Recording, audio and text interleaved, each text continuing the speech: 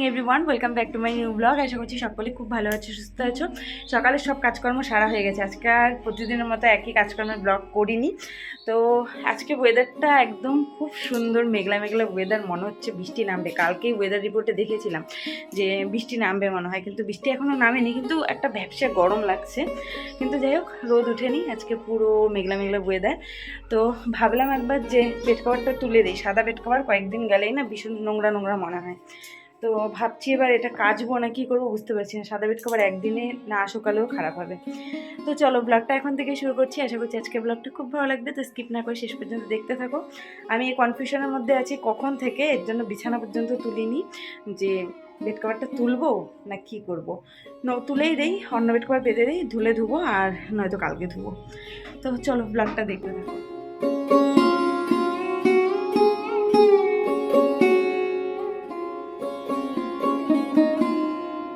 Bed কভারটা তুলে দেখছি সেরকম একটা নোংরা হয়নি, আর বালিশের কভারগুলো তো একদমই নোংরা হয়নি। বেড কভারটা তাও একটু মনে করো গরমের দিন একটু নোংরা হয়েই যায় ঘামে। তো বেশির আরও কারণ আমার এটা বেড কভারটা চেঞ্জ করার, যে বাড়ি চলে যাব এই সাদা বেড কভার যদি আমি পেতে রেখে যাই, তোমাদের দাদাভাই যদি এখানে থাকে তাহলে এই বেড কভার এসে আর সাদা কালার দেখতে পাবো না, এসে হয়তো পুরোই কালো হয়ে যাবে দেখতে পারবো। যার জন্যই আরও তুলে ধুয়ে দিচ্ছি না। তো আজকে ওয়েদারটা যেরকম মেঘলা, মনে হচ্ছে না শুকোবে বলে, একদমই মেঘলা মেঘলা ওয়েদার। মাঝখানে তাও একটু হালকা একটু মনে হচ্ছিল পরিষ্কার হচ্ছিল, কিন্তু এখন তো দেখে আরও মনে হচ্ছে যে না, এই মাত্র মনে হয় বৃষ্টি নামবে, কিন্তু কিছু করার নেই। এদিকে বেড কভার ভিজাতে নিয়ে দেখছি যে সার্ফও প্রায় শেষ, প্যাকেট ধুয়ে ঠুয়ে কোনো মতে দিয়ে দিলাম, যেহেতু অতটা নোংরা ছিল না।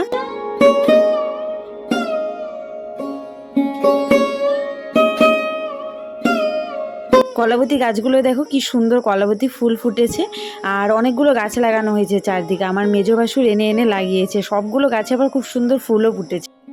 ভাবলাম যে একটু কলপাটটা ব্লিচিং দিয়ে যাই, যাওয়ার আগে একদম ভালো করে পরিষ্কার করে যাই। এসে যদি শ্যাওলা দেখি তখন আমার আরও মাথা, বেশি করে যদি শ্যাওলা দেখি আরও মাথা গরম হবে। আর তোমাদের দাদাভাইকে বললাম এই যে পরিষ্কার করে যাচ্ছি, এসে জানি ঢিপ ঢিপ শ্যাওলা না দেখতে পাই, তাহলে কিন্তু দুঃখ আছে। সকালের সব কাজ শেষ হয়ে গেছে বললাম, তারপরেও দেখো একের পর এক কাজ বেরিয়ে আসছে কোথার থেকে জানি। আর এই ব্লিচিংটা দিয়ে কিছুক্ষণ রেখে দিব, তারপরে বাকি ঘর মোছামুছি একটু আছে, ওগুলো করে একবারে স্নান সেরে একবারে তোমাদের সাথে দেখা হচ্ছে। আর এই ব্লিচিংটা আজকে এখন ধোয়াবো না, ভাবছি তোমাদের দাদাভাই আসলে তারপরে ওকে বলবো একটু ঝাড়ু দিয়ে ধুয়ে দিতে, আর যদি পারি তো পরে আমি ধুয়ে দিব। তো যদিও পরে তোমাদের দাদাভাই ধুয়েছিল, আমি আর পরে কিন্তু ধুইনি, স্নান হয়ে গিয়েছিল, পরে আর ইচ্ছে হচ্ছিল না। আর আমার না ব্লিচিং থেকে ভীষণভাবে অ্যালার্জি হয়ে যায়। স্নান করে রান্নাঘরে চলে আসলাম ঝটপট করে, এসে আর সামনে কথা বলার সময় হয়নি। তো এসে ওই যে গ্যারার সবজিটা বসিয়ে দিলাম, আর আজকে ছোলাটা আগেই ভিজিয়ে রেখেছিলাম।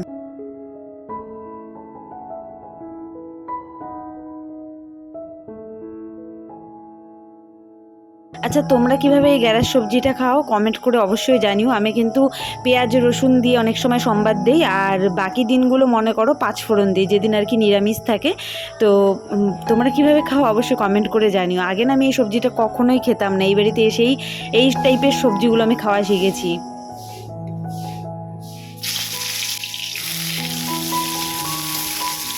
রান্না করতে করতে হাঁপিয়ে গেলাম, ইচ্ছে করছে না রান্না করতে, কিন্তু তবু আমি কেন জানি শর্টকাটে রান্না করতেই পারি না। এই যে লাস্টে একটু আলু পটল আর একটু সোয়াবিন দিয়ে আমার জন্য একটু করে নিলাম।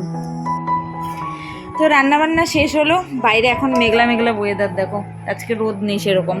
রান্নাবান্না শেষ করলাম, গরমটা একই আছে। রান্না করেছি ঢেঁকি শাক আলু ভাজা, একটা আলু দিয়েছি তোমাদের দাদাভাই খাবে জন্য, আর সোয়াবিন আলু পটল করেছি। আমার প্লেটে শুধু সোয়াবিনগুলো উঠছে, আলু পটলের কোনো চিহ্ন নেই, না একটা পটল আছে, একটা আলু আছে টুকরা।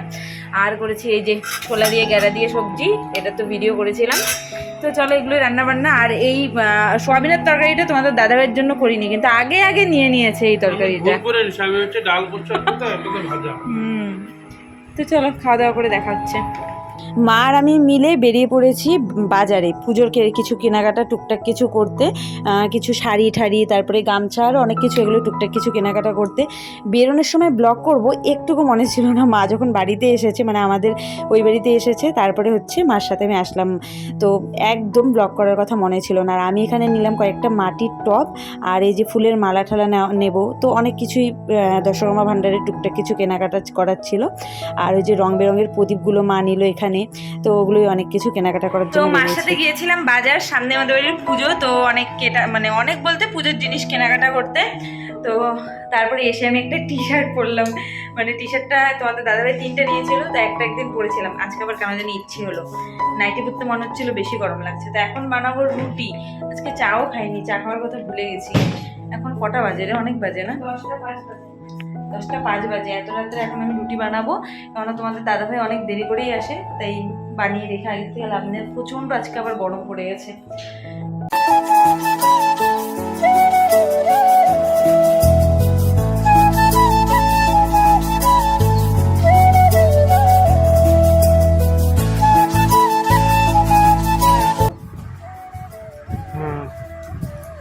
সব খায় ফেলাইলো রে।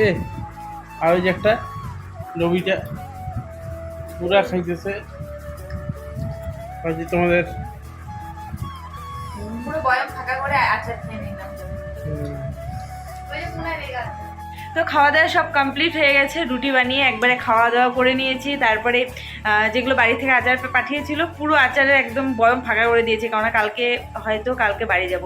আজকে ব্লগ আপলোড দিতে পারিনি, আজকে মার সাথে বাজারে গিয়েছিলাম টুকটাক কিছু পুজোর জিনিস কেনাকাটা করার জন্য, যার জন্য আর ব্লগ আপলোড দিতে পারিনি।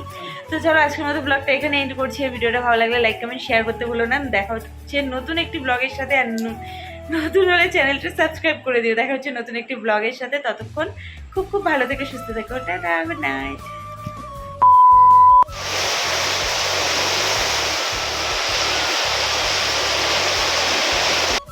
Good morning everyone, welcome back to my new blog. আশা করছি সকলে খুব ভালো আছে, সুস্থ আছে। মর্নিং আর নেই, 12:30 বেজে গেছে অলরেডি। মর্নিং বলেই তো শুরু করলাম, কারণ একটা অভ্যাস হয়ে গেছে। তো একদম ব্যাগপত্র গুছিয়ে দেখো, ওদিকে স্ট্যান্ড ট্যান্ড সব রেডি করে নিয়েছি। এখন যাচ্ছি বাড়ি, আমাদের বাড়ির পুজো 2-3 দিন বাদে। তো চলো ব্লগটা এখন থেকে শুরু করছি। আশা করছি আজকে ব্লগটা খুব খুব ভালো লাগবে, তো স্কিপ না করে শেষ পর্যন্ত দেখতে থাকো। আর সব কাজকর্ম সারা হয়ে গেছে, কাজকর্ম সারলাম, অনেক বেলা হয়ে গেছে, 12:30 বেজে গেছে। এতটা লেটে মনে হয় আমি কোনোদিন যাই না।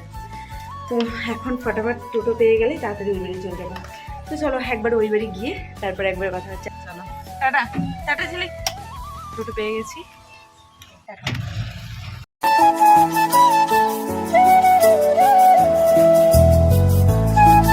বাড়ি চলে আসছি, অনেকক্ষণে এসে মার সঙ্গে গল্প করলাম। আর এদিকে দেখো আমাদের ঠাকুর ঘরের নতুন রং করেছে, আর নিচটা নীল কালার করেছে, কারণ অন্য কালার বলে ছিল না।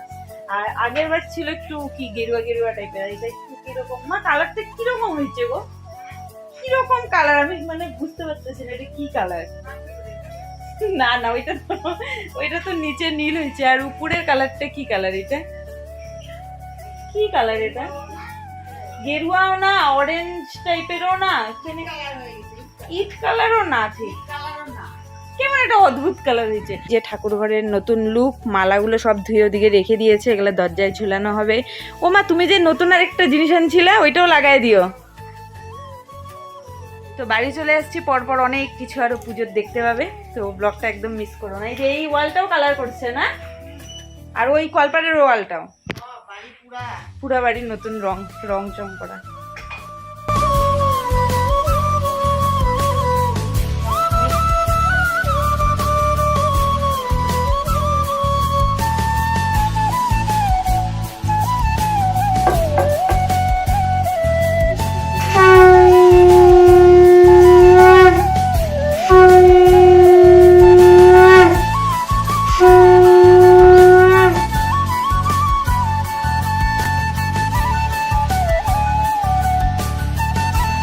তো দুপুরে রান্না করেছিল মা, এই যে সব কয়েক রকমের সবজি দিয়ে এটা একটা সবজি করেছিল ঢেঁকি শাক। আর আমি আজকে পুজো দিয়েছিলাম, মা রান্না করেছে, তার সাথে পাঁপড় ভাজা ঝুড়ি ঝুড়ি। আর এখানে ছিল আমের আচার, আর এখানে আছে ডাল, মাসকালের ডাল, লাউ কি কোয়াশ কোনো কিছু একটা দিয়ে। এডিটটা অনেকদিন পরে করছি তো ঠিক মনে নেই। মা রেডি হয়েছি, দুজনে মিলে এখন আমরা বেরোচ্ছি পুজোর নিমন্ত্রণ করতে। বড় করে পূজা না, একদম ছোট করে, মানে আমাদের সব মানে রিলেটিভসদেরকে আর কি নিমন্ত্রণ করতে। আর এই দেখো আমাদের ঘটা সেই ঘুমাচ্ছে চেয়ারের উপরে। কিরে ঘটা, একটু হাই কর। ই মা, হাই করতে বলছি, অন্য কি বিশাল বড় হা দেখাইলো মা। হাই করতে বললাম, এত বড় মুখের হা দেখাইলো। ওকে আমার একটা মোটা বিড়াল আছে, একদম সেই মারধর করে, তাই মা ওকে এখন ঢেকে রেখে যাবে। কই ঢাকলা না? তো নিমন্ত্রণ করতে এসে এখানে তারপরে মামা বাড়িতে আসলাম, আর এখানে সবাই মিলে সব ভাই বোন সবাই বৌদি সবাই মিলে এখানে প্রচুর আড্ডা দিলাম, প্রচুর মজা করেছিলাম। তো এখানে গান চলছিল, যার জন্য সব কিছু আর কি মিউট করে রেখেছিলাম, ভয়েসটা মিউট করে রেখেছি, ভয়েসটা দেইনি। তো সবাই তারপরে সেই নাচানাচি, প্রচণ্ড মজা হয়েছিল।